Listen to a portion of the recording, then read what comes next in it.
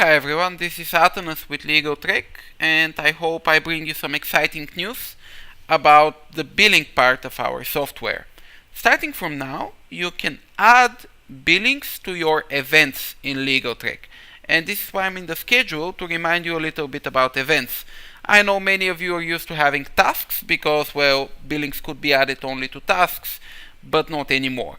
The task would take up the whole day of your calendar, and of course you sometimes have meetings or hearings that last from a certain time period to a certain time period.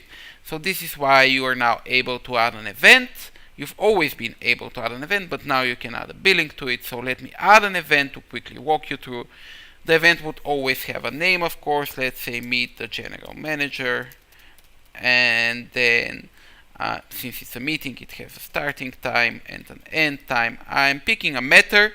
This is an important step. It's not mandatory. You can just simply have events, but if you want to add the billing to your event, you have to place it inside a matter. In this case, new facility building permit for the client Wooks Corp. Okay, we've added our matter. Let's now go to the add new time entry to check out what's going on. So firstly, let me go ahead and select the client, Wooks Corp. Then let me go ahead and select the matter.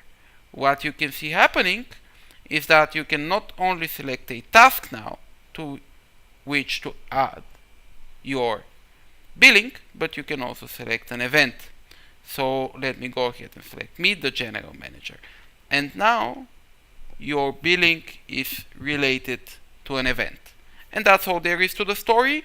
It's simple, but I think you will find it very useful. Of course, let me finish the walkthrough that adding your billing to an event will ultimately add it inside the matter, but when you click on it, it won't be linked with a task, it will be linked with an event. Thank you for watching and enjoy the new feature.